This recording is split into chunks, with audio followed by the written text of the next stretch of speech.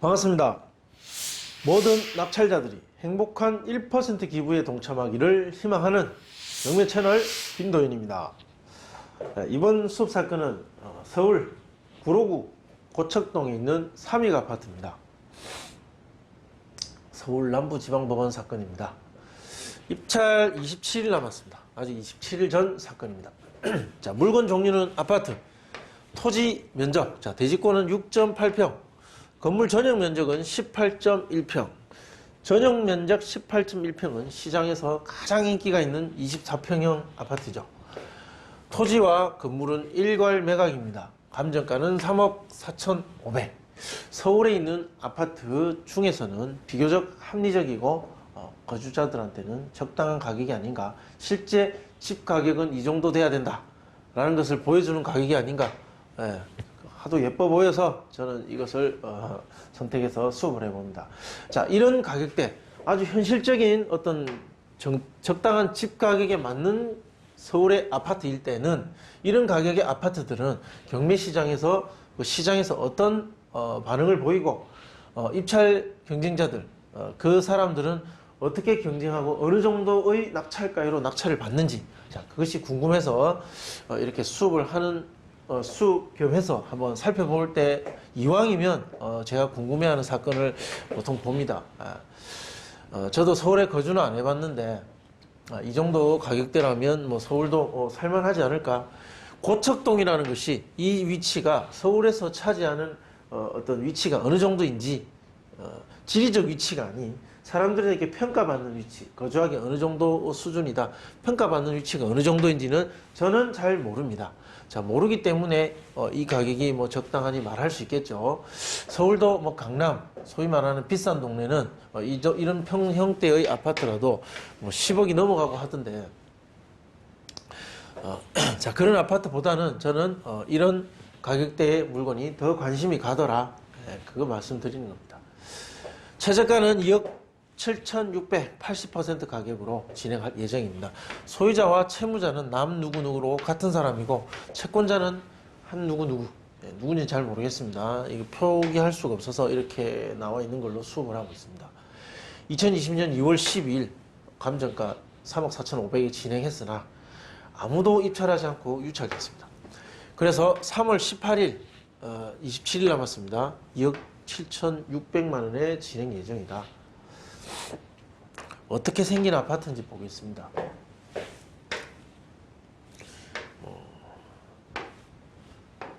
이렇게 공동 출입구, 현관문, 저희 아파트 모습입니다. 큰 대형 단지는 아닌 것 같고요. 복도식 아파트입니다. 그냥 일반적인 뭐 아파트의 모습을 하고 있습니다. 주변 보면 옆에 학교, 공원도 있네요. 공원도 있고, 뭐 아파트도 있고, 뭐 주택가들도 있고, 학교들도 있고, 뭐 사람 사는 지역의 뭐 전형적인 모습을 하고 있는 것 같습니다. 방향은 동향인 것 같습니다. 호실 1004호네요. 천사호. 이 발음이 천사 나오니까 이런 세대 물건들이 좀 더 그래도 선호하시더라고요.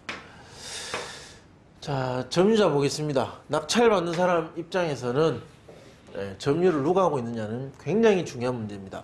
조 누구누구로 돼 있고, 전입일자 2018년 7월 19일 돼 있습니다. 말소 기준 등기 2015년 5월 14일, 이 첫 번째 근저당이 설정된 날짜가 2015년 5월 14일, 이 날짜보다 빠릅니다. 즉, 이 점유자는 대항력이 없다. 확정일자 배당 요구 아무것도 없습니다. 이 사람이 어떠한 계약관계인지, 소유자와 어떠한 권리관계의 점유자인지는 모르겠으나 대항력이 없다라는 것은 낙찰자 입장에서 이 사람의 권리를 인수하는 것이 아니다. 즉, 명도 대상자로서 인도명령 가능하다라는 거죠. 그러니까 이 사람을 명도하는 데 필요한 비용과 시간을 감안해서 예상 낙찰가를 분석하시면 됩니다. 말소 기준 등기 그 이후에 다른 근저당이나 임의, 압류, 가압류는 모두 말소된다. 제가 준비한 자료 보겠습니다. 자, 서울 구로구 고척동 3위 아파트 매수인이 인수하게 될 부담. 만약에 낙찰을 받는다면 매수인이 무엇을 인수하는가? 자, 등기사항 보셨죠? 인수할 거 없습니다. 자, 관리비 연체가 과다하면 공용 부분은 인수할 수도 있습니다. 따라서 자, 이것을 꼭 조사해 보시고 어느 정도 기간 동안 얼마만큼 요금이 연체되어 있는가. 이 나중에 명도 협상할 때 협상 테이블에 반드시 올라옵니다. 따라서 꼭 조사해 보시고 준비를 하셔야 됩니다. 각종 공과금은 관리비에 포함인지 아닌지 확인해 보시면 됩니다. 임차인 좀 전에 확인하셨겠지만 조 누구누구라고 돼 있고 전입인은 후순위 전입 열람 내역서상 주민등록표에 채무자가 있고 그 가족 외에 조 누구누구로 친척으로 등재된 사람이 전입돼 있더라. 그 점유자는 친척이로 무상 점유자가 아닌가 싶습니다. 따라서 명도 대상자는 소유자 그리고 조 누구누구 자 소유권자이고 무상 점유자 자 이 두 사람을 상대로 인도명령을 신청하게 될 겁니다. 잔금 납부는 1에서 약 3개월 잔금 납부 후 1에서 약 3개월 정도 기간이 소요될 것으로 보고 강제 집행을 한다면 200에서 한 300 정도 이사 비용을 지불하더라도 그 협상해서 이사비를 주고 내보내는 것이 최선입니다. 명도 소송 가능성은 희박합니다. 시장에 나와 있는 호가되고 있는 3위 동평형대 아파트입니다. 3억 2천, 3억 5천, 3억 7천, 3억 2천, 3억 5천, 3억 2천에서 3억 7천 사이에 있습니다. 우리가 10층. 자, 거래된 내역 보시면 올해 하나 있고 작년에 몇 개 있었습니다. 보시면 2억대에 있던 것들이 3억 초반으로 올라섰고, 자, 그리고 3억 중반, 그리고 최근에 거래된 것도 3억 중반 정도에 약간의 가격 상승은 있지 않았나 보입니다. 대상물의 가치. 자, 감정은 3억 4,500. 당시 감정 시점에 이 가격은 충분히 그럴 법한 감정이었다. 자, 지금 만약에 거래를 한다면 저층 3억 2천에서 고층 3억 7천. 저는 3억 5천에서 3억 6천이 가장 가능성이 높다고 봅니다. 자, 이거 적용하면 인근 낙찰 사례, 그 중에서 한 2개 정도만 제가 분석하겠습니다. 이렇게 분석한다라는 것을 보여드리는 겁니다. 서울 가든 청구 2가지가 있습니다. 2020년 2월 12일, 최근에 있었죠. 최근의 어떤 경제 상황에, 부동산 시장 상황에 그 참여자들의 반응을 가장 잘 알 수 있는 데이터다. 그리고 2019년 8월 20일 청구 아파트 전용 면적 16.5평과 25.7평 10층 22층 동양 남양 하나는 1차에 낙찰됐고 2차. 자, 이 데이터가 가장 중요하겠죠.